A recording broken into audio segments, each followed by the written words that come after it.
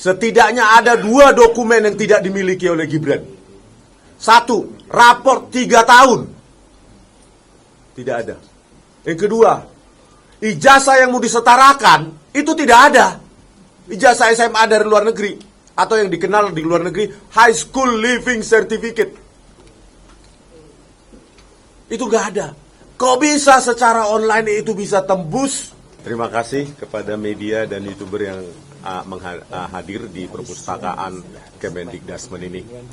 Ya, seperti yang dibacakan oleh Dr. Tipa, ya, yang merupakan ekstraksi dari pemikiran kami, ya, bahwa banyak sekali kejanggalan yang perlu dijawab oleh Kementerian Pendidikan Dasar dan Menengah, yang tugasnya sebenarnya mengajari bukan hanya pendidikan, tetapi moralitas pendidik untuk anak-anak sejak usia dini. Oleh karena itu, integritas moral dari kementerian ini dipertaruhkan di sini. Sangat dipertaruhkan.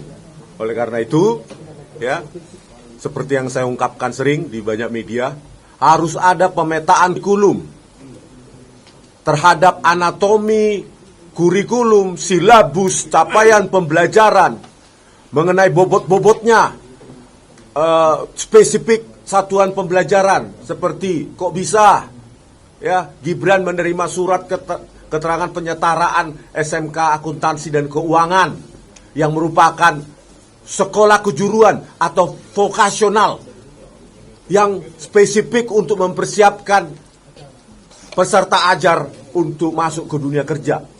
Itu diekivalensikan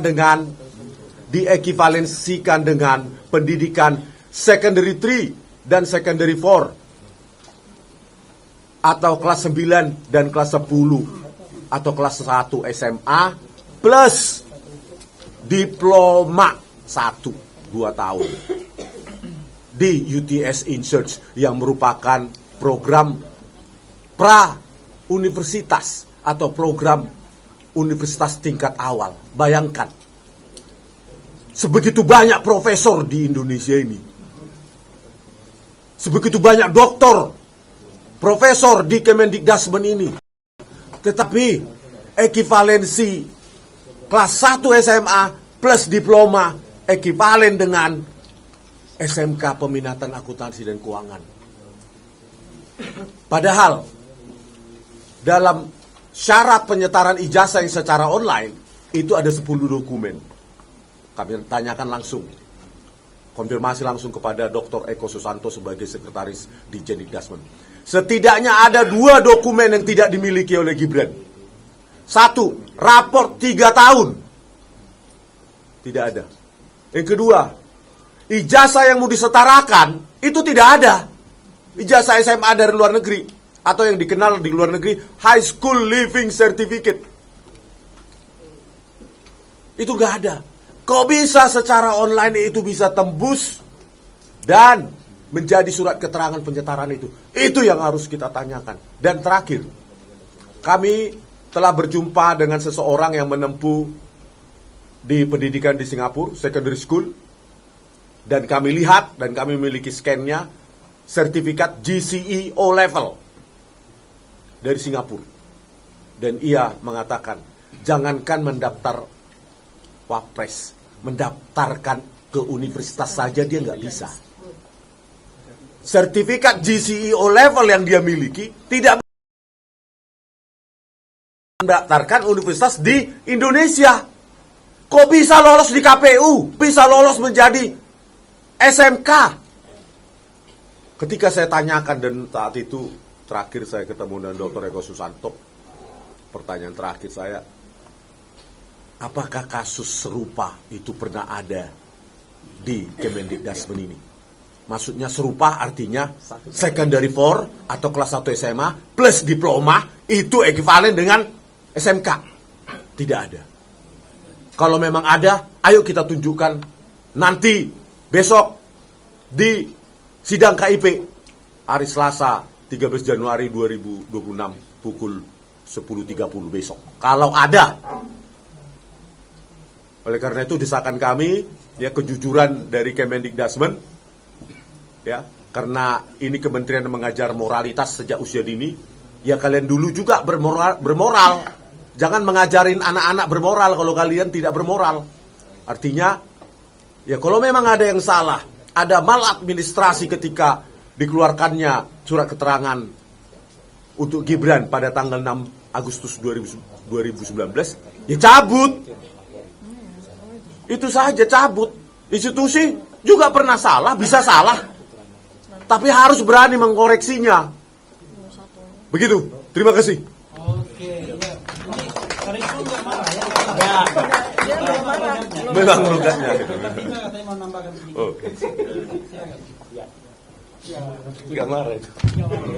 Ya, jadi saya mau menyambung tentang buku yang saat ini akan disampaikan ya. Ini adalah buku karya Bang Rismon Hasio Walansia Nipar yang merupakan bagian dari buku besar yang kami sudah sampaikan ya, buku trilogi yang kami berikan judul Gibran's Black Paper. Jadi ini adalah chapter yang kedua. Chapter yang pertama namanya Gibran Black Chapter. Nanti ditulis oleh Pak Bang Roy Suryo. Dan chapter yang ketiga saya namanya Gibran's Black Brain.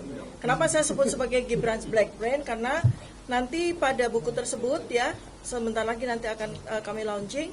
Itu saya melakukan analisis neuroscience behavior, kemudian neuropolitika, ya, kemudian psikologi forensik ya, terhadap beberapa tulisan-tulisan yang dimuat di Kaskus ya, di akun Fufu Fafa yang sudah lama Mas Roy Suryo melakukan penelitian dan ada bukti-bukti ya bahwa ya yang ditulis oleh Mas Roy di chapternya beliau, ada bukti bahwa Fufu Fafa ini akunnya 99,9% dimiliki oleh Gibran Raka Buming Raka. Saya memberikan satu contoh yang saya analisis ya, dan ini adalah cuitan dari Fufu Fafa yang belum pernah terpublikasi ya, belum pernah terpublikasi.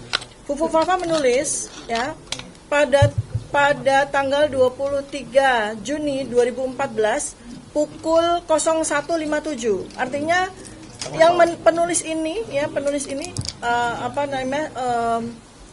ini kan PM ya, 01.57. Ini artinya tengah malam lewat masih menulis, masih mencuit ya. Ini ada problem insomnia di sini berarti ya. Tulisannya adalah akhirnya para kader PDIP sadarlah kalian. Prabowo pemimpin yang tegas, pemimpin yang berwibawa, pemimpin yang negarawan, pintar berbahasa Inggris. Cinta sejati Prabowo hanya untuk Mbak Titi dan kuda-kuda koleksinya. Bocor. Kalau bocor, besok langsung dicor. Sang macan Asia siap mengaum. Aum. Prabowo adalah kita. Prabowo pemimpin yang merakyat. Lexus putih lambang kesederhanaan Prabowo. Kalau uban putih cawapresnya. Awas, Lexus putihnya jangan sampai dipinjam Rashid. Waspadalah kalian. Tegas, duda, tegas ya. Awas bibir mulai miring macam orang stroke ya. Nah, cuitan-cuitan seperti ini ada kurang lebih 5.000 cuitan. Saya lakukan analisis ya, kemudian secara selektif saya lakukan analisis terhadap 50 cuitan yang memang mengindikasikan bahwa seseorang ini punya masalah dari sisi neuroscience behavior ya. Jadi silakan nanti Anda akan bisa membaca analisis saya di buku Gibran's Black Brain. Terima kasih.